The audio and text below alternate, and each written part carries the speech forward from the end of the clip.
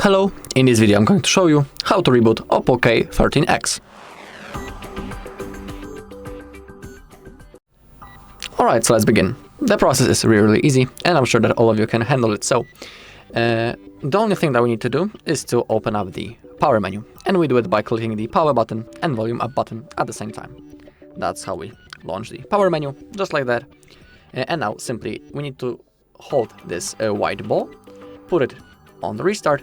Now release your finger. Now as you can see, the OPPO logo disappeared from the screen. The device has been turned off, and now it will be turned on automatically, and then it will be ready to use once again.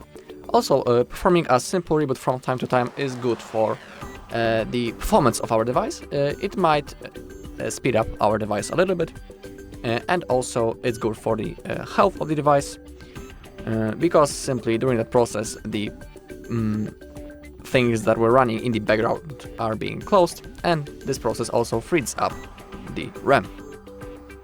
Alright, and that's all in this video. Thank you all for watching.